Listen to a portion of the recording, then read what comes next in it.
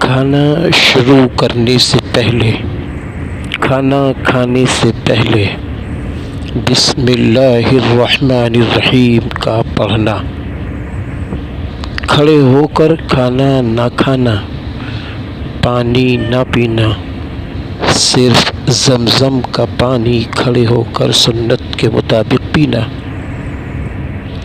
کھڑے ہو کر کھانا نہ کھانا یہ سنت کے خلاف ہے، بیٹھ کر کھانا۔ مثال کے طور پر جب ہم گھروں میں کھانا کھائیں یا کہیں بھی کھانا کھائیں، ہمارے ذہن میں یہ بات آنی چاہیے کہ آپ صلی اللہ علیہ وسلم کیسے کھانا کھاتے تھے۔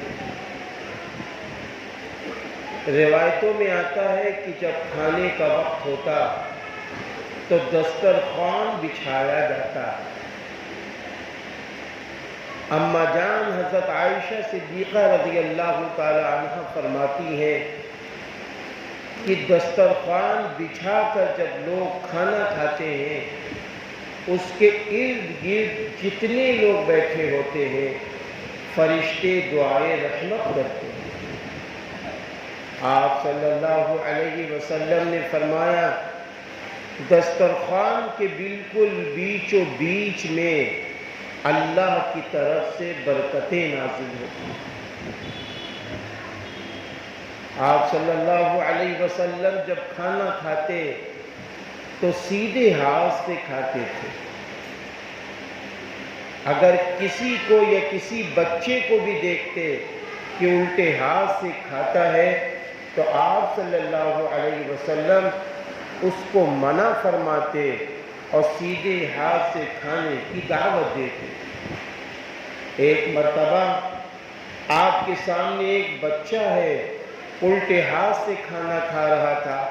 آپ صلی اللہ علیہ وسلم نے فرمایا نہیں بیٹے، سیدھے ہاتھ سے کھانا کھاؤ، اس کو طریقہ سکھایا۔ آپ صلی اللہ علیہ وسلم جب کھانا کھاتے تو بیٹھنے کے 3 طریقے ہوتے تھے، یا تو جس طرح اتحیات میں بیٹھا جاتا ہے ایسے بیٹھتے، یا پھر سیدھا پیر کھڑا کر لیتے اور الٹا پیر نیچے زمین پہ بچھا کے بیٹھتے، یا پھر دونوں پیر اکڑوں کی طریقے سے کر لیتے۔ آپ صلی اللہ علیہ وسلم جب کھانا کھاتے تو اپنے سامنے سے کھانا کھاتے۔ اگر چند لوگ کھانا کھا رہے ہیں تو آپ کی یہ فکر ہوتی کہ ہمارا بھائی زیادہ کھانا کھائے۔ جب آپ صلی اللہ علیہ وسلم کھانا کھاتے تو کھانے کے بیچ میں اللہ کا ذکر کرتے اور اچھی اور عمدہ گفتگو بھی تھوڑی بہت فرماتے۔ اللہ کا ذکر سبحان اللہ، الحمدللہ۔ پھر اسی طرح آپ صلی اللہ علیہ وسلم جب کھانا کھاتے تو آپ چھوٹے چھوٹے لقمے سے کھانا کھاتے اور منہ کو چباتے غذا، چبا چبا کے کھاتے، نگلتے نہیں۔ آج یہ بہت بڑی اس کی بات ہے، ہم لوگوں کی بھی عادت پڑ گئی، کھانا کھا رہے، کھانا چبا کے کھانے کے بجائے منہ میں لقمہ رکھا اور نکل گئے۔ یہ طریقہ غلط ہے، سنت کے بھی خلاف ہے، میڈیکل کے بھی خلاف ہے۔ دانتوں سے چبا کر کھانا کھانا چاہیے۔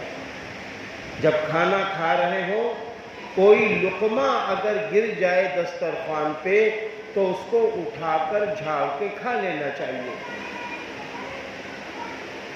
کھانا جس برتن میں کھا رہے ہو اس برتن کو آخر میں صاف کر دینا چاہیے۔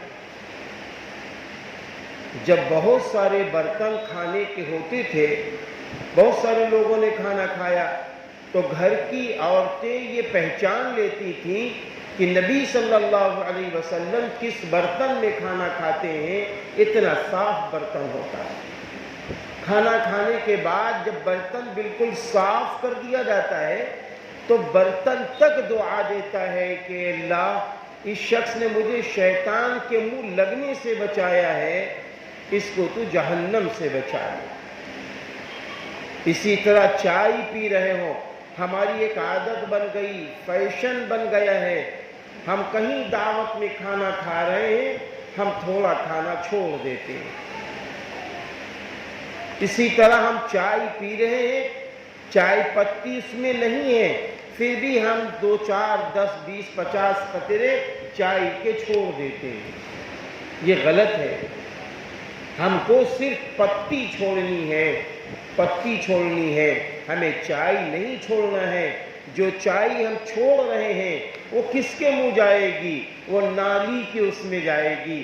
جس رزق کے لیے ہم آپ کماتے ہیں، محنت کرتے ہیں، وہ رزق نالیوں میں جائے، یہ رزق کی ناقدری ہے۔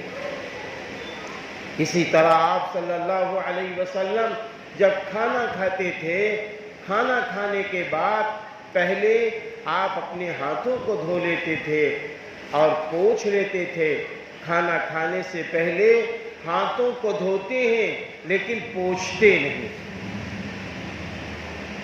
یاد رکھنا، کھانا کھانے سے پہلے ہاتھ دھلا جائے گا لیکن پوچھا نہیں جائے گا۔ اگر کوئی ٹاول دے، تولیہ دے تو آپ لے لیجئے اور بتا دیجئے کھانے سے پہلے ہاتھ پوچھے نہیں جاتے۔ کھانا کھانے کے بعد ہاتھ دھلنا بھی سنت ہے، ہاتھوں کا پوچھنا بھی سنت ہے۔ بہرحال اگر ہم یہ طے کر لیں کہ ہم سنتوں کے مطابق سارے کام کریں گے تو انشاءاللہ ہم آسانی سے کر سکتے ہیں، بہت مشکل نہیں ہے، لیکن فیصلہ ہمارا آپ کا۔ وآخر دعوانا ان الحمد للہ رب العالمین۔